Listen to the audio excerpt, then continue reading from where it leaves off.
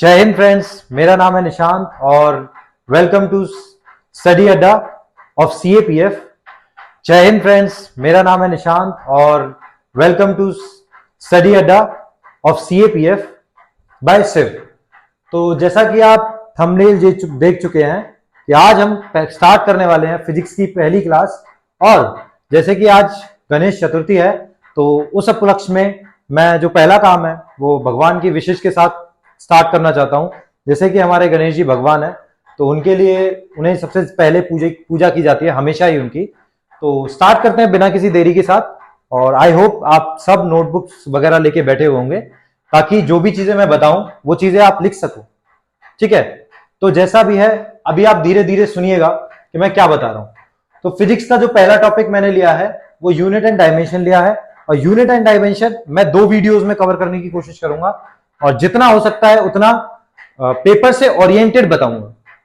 ठीक है, last time भी जब कमेंट्स मैंने पढ़े थे उसमें सबका कमेंट यही था कि सर सिलेबस ओरिएंटेड कराइएगा।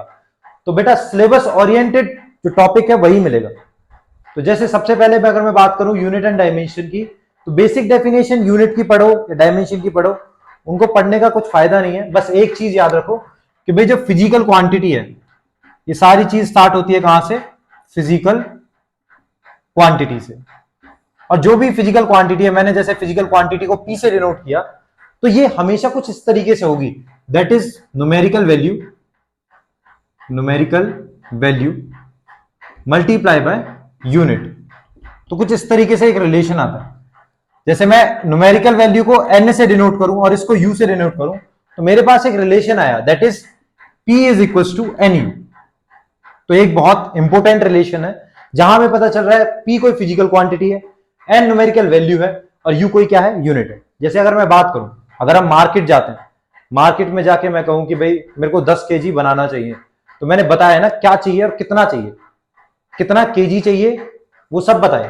तो जैसे अगर मैंने बोला कि जो किलोग्राम के लिए मैंने कहा कि जो मास है बनाना का वो कितना है? 10 केजी। तो 10 क्या हो गया? वो न्यूमेरिकल वैल्यू हो गई और यू क्या हो गया? यूनिट हो गया। ठीक है, तो एक और रिलेशन आ जाता है, जैसे पूछते हैं कि भाई न्यूमेरिकल वैल्यू का यूनिट के साथ क्या रिलेशन है? तो इट इज इनवर्सली प्रोपोर्शनल। और यूनिट का न्यूमेरिकल वैल्यू के साथ क्या रिलेशन है? ये भी आपका इनवर्सली प्रोपोर्शनल। ठीक है, पहली चीजें तो ये है। अब जो फिजिकल क्वांटिटीज है इनको मैं 2 पार्ट्स में डिवाइड करता हूं। मैंने कहा पहला फंडामेंटल क्वांटिटी। तो फंडामेंटल क्वांटिटीज वो क्वांटिटीज होती हैं जो किसी और क्वांटिटी में रिलेट नहीं करती। जो क्वांटिटीज सिर्फ खुद पे डिपेंड होगी उनको हम कहेंगे फंडामेंटल क्वांटिटीज, और जो क्वांटिटीज किसी और क्वांटिटी पे डिपेंड करेंगे उसको मैं कहूंगा ड्राइव्ड क्वांटिटी। ओके, तो बेसिकली जब चीजें फिजिक्स की स्टार्ट होने लगी तो उस टाइम हमारे पास कुछ 4 टाइप के सिस्टम्स आए, FPS system, CGS system, MKS system and SI system. तो जो एफपीएस सिस्टम में क्या है कि जो 3 फंडामेंटल क्वांटिटीज है, बाकी की सारी ड्राइव क्वांटिटीज है। और वहीं जो सीजीएस सिस्टम में भी आपकी 3 फंडामेंटल क्वांटिटी है, बाकी सारी की सारी क्या है? ड्राइव क्वांटिटीज है। सेम एमकेएस में कितनी है? 3 ड्राइव क्वांटिटीज। तो इन तीनों में ही क्या है? 3 ड्राइव क्वांटिटीज थी। जो सिस्टम हम आज के टाइम पे यूज करते हैं उसको मैं कहता हूं एसआई सिस्टम। एसआई सिस्टम में क्या है? 7 तो फंडामेंटल क्वांटिटीज हैं और 2 सप्लीमेंट्री क्वांटिटीज भी हैं। तो अब बिना देरी किए हम इन चीजों को स्टार्ट करते हैं। ठीक है, मैंने फंडामेंटल क्वांटिटीज के बारे में बताया। फंडामेंटल क्वांटिटीज कौन सी हैं? जो क्वांटिटीज किसी और पे डिपेंड ना करके सिर्फ खुद पे डिपेंड करती हो। जैसे लेंथ है, क्या लेंथ किसी और चीज पे डिपेंड करती है? अब जो लेंथ 5 मीटर है वो 5 मीटर ही रहेगी। अब तुम चाहे टाइम चेंज करो, चाहे उसका मास चेंज करो, जो 5 मीटर है वो 5 मीटर रहेगा। टाइम है, टाइम जो है आगे बढ़ता रहेगा, जो 10 सेकेंड टाइम होगा वो 10 सेकेंड ही रहेगा। टाइम, ये सारी चीजें क्या है? ये फंडामेंटल क्वांटिटीज होती हैं। ठीक है, तो अभी इसको थोड़ा इरेज करके देख लेते हैं और ये हो सके तो नोट कर लीजिएगा। ओके, चलिए आगे देखते हैं।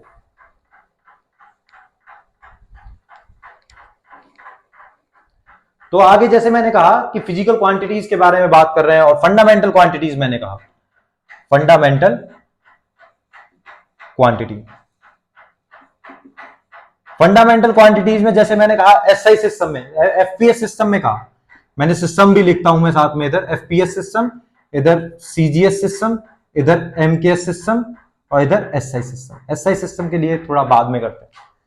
जो एफपीएस सिस्टम है उसमें फंडामेंटल जो चीजें हैं, जो एफ है वो यूज होगा तुम्हारा किसके लिए, मास के लिए, और जो ये पी है, पीजीएच है, के है, ये किसके लिए यूज होगा, ये लेंथ के लिए यूज होगा। और ये चीज टाइम तो सेकंड में ही मेजर होता है हमेशा से ही, तो इसके लिए हमने सेकंड रखा। मेन जो मतलब है एफ का वो क्या है, फुट, सॉरी ये इधर लेंथ आएगा, इट इज लेंथ,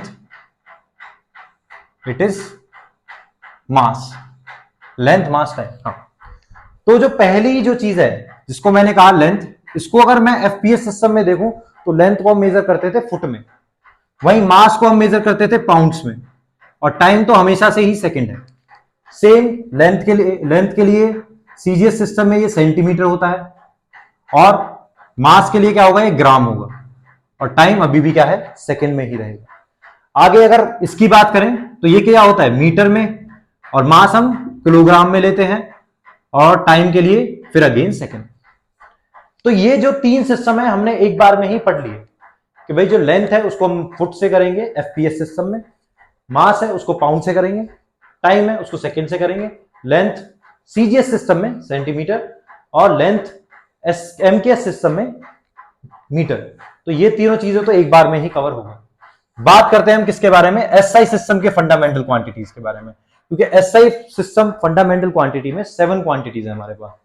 जैसे पहला है लेंथ, दूसरा मास, तीसरा टाइम, उसके बाद temperature, and then current, current के बाद amount of substance, amount of substance, और उसके बाद ल्यूमिनियस इंटेंसिटी, ल्यूमिनियस इंटेंसिटी। तो अब मैं इसका एक तो यूनिट लिखूंगा, इधर मैंने लिखा यूनिट। ये सारी क्या है जो मैंने लिखा है, मास है, लेंथ है, टाइम है, ये क्या है आपकी फिजिकल क्वांटिटीज, इसको मैंने पी क्यू लिख दिया। जैसे अब अभी मैंने फिजिकल क्वांटिटीज को किससे मेजर किया था, इसको शो किया था सिंबलाइज बाय पी, तो मैंने यहां पे लिखा पी, और जो यूनिट के लिए मैंने यू लिखा था तो मैंने इसको यू लिख दिया। अभी साथ में मैं क्या करता हूं, डायमेंशन भी साथ के साथ पढ़ते रहते हैं, क्योंकि अगर डायमेंशन हम साथ के साथ करते रहेंगे तो चीजों के बीच में हमें कनेक्शन दिखेगा, तो डायमेंशन हम थोड़ा साथ में रखते हैं। तो मैंने लिखा डायमेंशन, डायमेंशन, डायमेंशन ही बेसिकली होता क्या है, जो भी फंडामेंटल क्वांटिटीज है, जैसे फंडामेंटल क्वांटिटी लेंथ है तो इसके लिए मैंने एल रखा।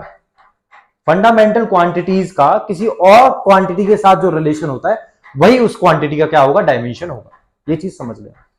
अगर मैं बात करूं यूनिट ऑफ लेंथ, लेंथ की यूनिट क्या होगी यहां इस एसआई सिस्टम में, इट इज मीटर। डायमेंशन क्या होगा, एल होगा।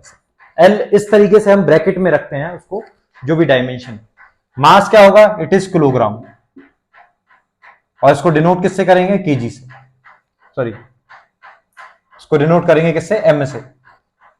टाइम की बात करूं, टाइम को मेजर करेंगे किससे, सेकंड से, इसका जो डायमेंशन होगा वो टी होगा। उसके बाद टेम्परेचर की बात करूं तो टेम्परेचर को हम मेजर करते हैं किसमें, केल्विन में। वहीं सीजीएस सिस्टम में जो टेम्परेचर मेजर होगा वो डिग्री सेल्सियस में होता है। सीजीएस सिस्टम में किसमें होगा, डिग्री सेल्सियस में।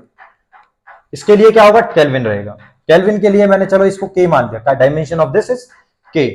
करंट, करंट को किससे मेजर करते हैं, एम्पियर से, इसका डायमेंशन मैंने माना ए है। Amount of substance that is mole, amount of substance mole, और इसके लिए मैंने एमओएल लिख दिया सिर्फ। ल्यूमिनियस इंटेंसिटी, इसकी जो यूनिट होती है वो होती है कैंडला, इसको मैं सीडी से नोट करता हूं कैंडला, और इसका जो डायमेंशन फॉर्मूला है उसको मैंने सीडी ही रख लिया इस तरीके से। देखो बेटा, अब ये सारी चीजें होते क्या है, लेंथ है, मास है, टाइम है, टेम्परेचर है, करंट है, ये सारी चीजें तो तुम इजीली समझ चुके होगे।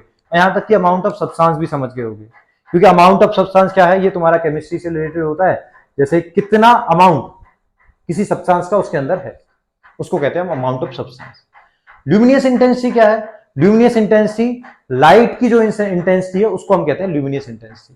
तो ये सारी चीजें इसकी एसआई यूनिट्स हैं और साथ में इनके फंडामेंटल साथ में इनके डायमेंशंस भी लिखे हुए। ठीक है, उसके बाद मैंने कहा था कि दो सप्लीमेंट्री यूनिट्स भी हैं, सप्लीमेंट्री यूनिट्स, सप्लीमेंट्री यूनिट्स। तो अगर मैं सप्लीमेंट्री यूनिट्स के बारे में बात करूं तो हमारे पास दो सप्लीमेंट्री यूनिट्स हैं। First is plane angle, plane angle, and second one is solid angle, solid angle. तो जो प्लेन एंगल है, प्लेन एंगल का हम देखें उसको मेजर किससे करेंगे, मेजर करेंगे उसको रेडियन से, रेडियन से। और जो सॉलिड एंगल है उसको मैं करूंगा मेजर सी रेडियन से। इनका कोई डायमेंशन होता ही नहीं है, they are dimensionless, they are dimensionless, less dimension, दोनों का ही कोई डायमेंशन होता नहीं है क्योंकि इनका फॉर्मूला ही ऐसा है। अच्छा, अभी समझना हो कि प्लेन एंगल क्या होता है, तो देखिए एक सर्कल लो, सर्कल में अगर मैं कोई इस तरीके से मैं बना लू, कोई एंगल बनाया मैंने, इसको मैंने थीटा माना, ठीक है, तो इस थीटा को मैं कैसे लिखूंगा, it is nothing but it is arc upon radius. Arc क्या होता है, आर्क ये होता है, आर्क जैसे मैंने एल माना, रेडियस को मैंने आर माना, तो एल डिवाइडेड बाय आर, ये आ गया आपका क्या, plane angle.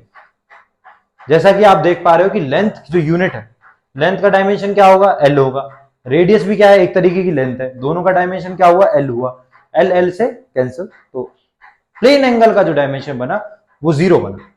Same solid angle के साथ है, उसका भी एंगल वो जो डायमेंशन होगा वो 0 बनेगा। सॉलिड एंगल के लिए क्या होता है, हमें जैसे स्फीयर को हमने काट के निकाला, जैसे एक होता है ना तरबूज होता है, तो तरबूज को लेके अगर मैं एक छोटा सा पार्ट उसमें से एक ट्राइंगल बना के काट के उसको निकाल दूं, तो हमें क्या दिखेगा, पूरा का पूरा एक एरिया दिखता है। तो बेसिकली उसके लिए हमारा फॉर्मूला क्या होता है, ये वैसे चीजें जरूरी नहीं है, बट ये वाली चीज जरूरी नहीं है फॉर्मूला, बट मैं फिर भी लिख देता हूं अगर आपको जानकारी चाहिए। तो इसके लिए इसका DA बाय आर स्क्वायर, जो आपका जो एरिया निकला है उसमें से डिवाइडेड बाय आर स्क्वायर। तो ये सारी चीजें बहुत ज्यादा इंपॉर्टेंट है क्योंकि इसमें से कई बार डायरेक्ट क्वेश्चन बनता है। वो डायरेक्ट पूछ लेगा आपसे, what is the SI unit of current, what is the SI unit of time, what is SI unit of temperature. मैंने खुद ने इससे रिलेटेड क्वेश्चंस देखे हैं।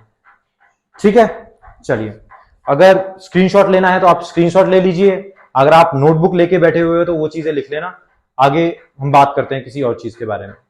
चलिए, एसआई सिस्टम में फंडामेंटल यूनिट्स तो हो गई, अब हम कवर करते हैं ड्राइव यूनिट्स। ड्राइव यूनिट्स के साथ साथ हम अपना एक चीज और साथ में करते चलेंगे, दैट इज डायमेंशन, क्योंकि डायमेंशन भी एक तरीके से क्या है, एक इंपॉर्टेंट टॉपिक है। ठीक है, तो मैं ज्यादा नहीं 10 या 12 डायमेंशन आपको बता दूंगा और उनसे रिलेटेड आपका एक ना, उनमें से ही जो 10-12 मैं जो बताने वाला हूं उनमें से ही आपका 1 या 2 बन जाएगा, एक क्वेश्चन बन जाएगा, परफेक्ट है। ये चीज है कि डायमेंशन से रिलेटेड या फिर ये यूनिट और डायमेंशन जो चैप्टर है, इसमें से आपके 2 से 3 क्वेश्चन बनते हैं। लास्ट टाइम जो पेपर आया था उसमें से भी 2 क्वेश्चन बने थे। ठीक है, तो ये चीजें हैं, आगे हम बात करते हैं। चलिए,